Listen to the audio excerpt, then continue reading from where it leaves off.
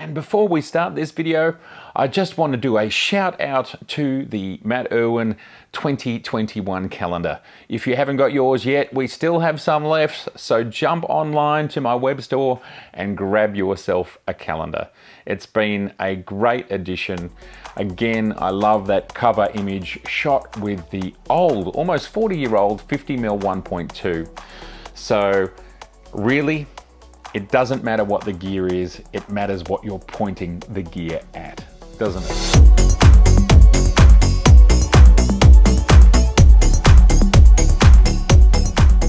G'day everybody, how you going today? It is so good to see you. Grab yourself a coffee, or in my case, a tea, and let's talk about some very exciting updates from Nikon. And they come in the shape and form of firmware updates. But before we jump into that, I just want to say thank you so much for the first ever subscriber YouTube photo walk that happened last night. And some beautiful images came from that. They're over my shoulder here, and I'm going to populate this video with some of those images. The majority, if not all, are taken from the 50mm 1.2S lens for Z mount. I've now been out 3 times with that lens. Is it 3 or 4? 3 or 4 times in the space of a week. I'm loving the lens very much. It is a beautiful lens, and it certainly fits in the use case. The types of images that I love to create, it fits in my use case super well. Thank you everybody that came on the photo walk. It was such a great night. It was so great to meet all of you and just share love of photography. So I look forward to doing it again in 2021.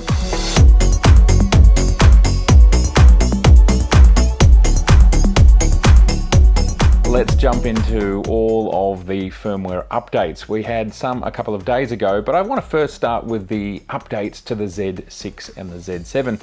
Now, there had been quite a lot of questions as to would Nikon continue to update those cameras. We didn't know. Well, not only have they continued to update those cameras, but they've actually done something really awesome. And what's really exciting about this even more so is that they've done a few tweaks to this, and for users of Final Cut Pro 10.4.9 and beyond, we now have ISO control and we now have color temperature control.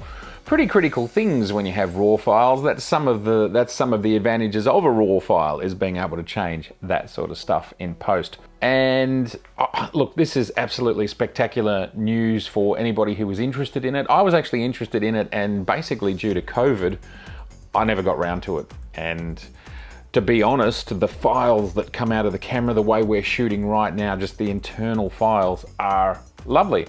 They're more than adequate for, no, that's not fair. I think they're spectacular for the use case, which right now has been largely this environment right here where we are, the YouTube space. Although I have used these codecs for professional work as well. So if you record to a Atomos Ninja external, you now have the RAW files and ISO control and white balance control. One thing I want to stress, I'm pretty sure I haven't seen what's going to be happening with the Z6 II and the Z7 II. Z6 II is still waiting for its 4K 60 update. The Z7 II already does 4K 60, although I haven't heard anybody talking about it yet. I'm sure people are getting into it. Those cameras have only been out a week or so. And also included in this update for the Z6 and Z7 is added support for the Nikkor Z50mm 1.2S. Now, I've been shooting on the Z6 and the Z7 for a week, getting great results. You can see them right here. So what does this mean? Will it work even better, even faster?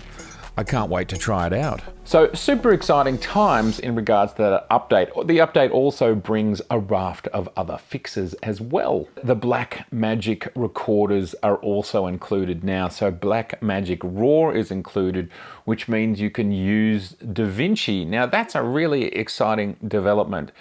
DaVinci is free for sort of the basic version of DaVinci, and it's like Adobe Premiere or Final Cut Pro.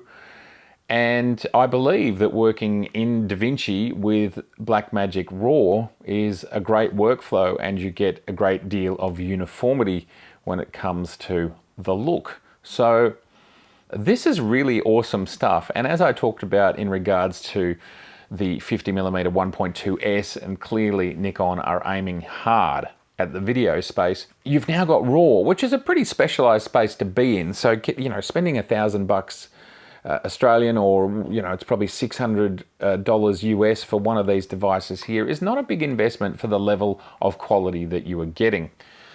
So this is super exciting stuff, and Nikon are really meaning business in the video space when we look at the lens lineup and now the capabilities to record RAW extraordinarily affordably. The Z6 is a great package. It's now getting even cheaper as the Z6 II is online. You can shoot RAW, you can put really any of the Nikon glass on the front, and you've got a really good video camera that shoots really good 4K RAW. So now you can have the whole Blackmagic workflow. So this is giving people options.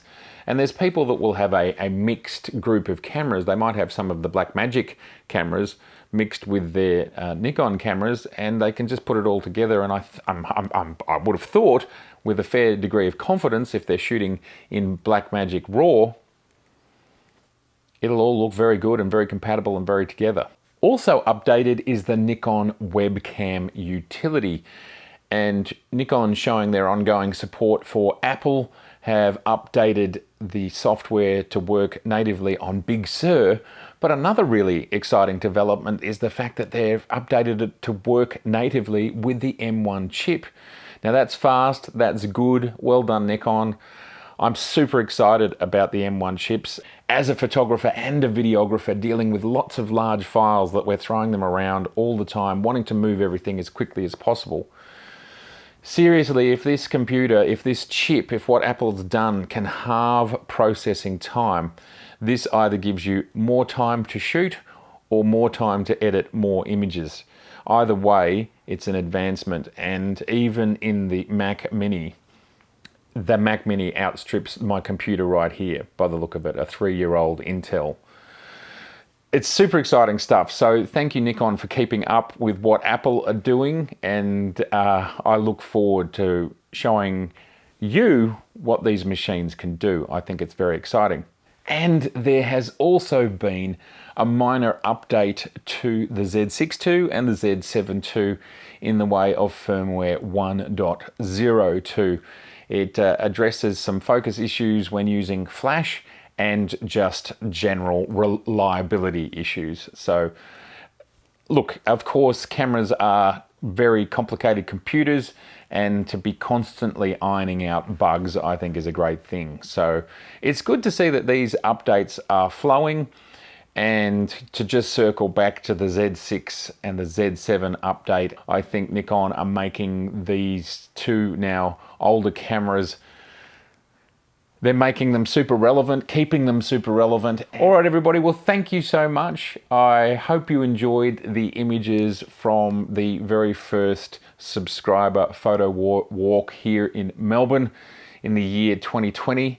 We obviously all look forward to 2021 being a better year, fingers crossed. There is lots of hard work going on around the world by health professionals to try and get us free again.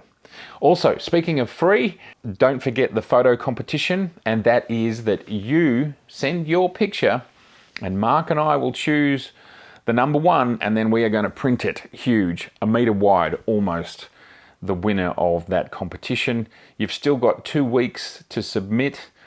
I would love you to submit, please do. The entries so far are fabulous, and I'd like to keep it up. I'd like to see all sorts of different types of subject matter. You can be abstract with it. You can be lateral thinking with it. Doesn't have to be literal, whichever way you want to go. I don't mind.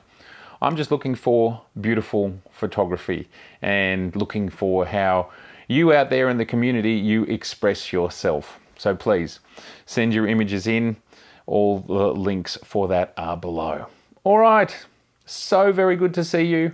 Let me know what you think. Let me know how you're going with your Z7 IIs, your Z7s, your Z6s, your Z5s, your Z50s, your Z6 IIs. I'd love to hear about it all, and any of your F cameras. We come close to the end of the year, but I'll be here, promise. All right, I'll see you soon.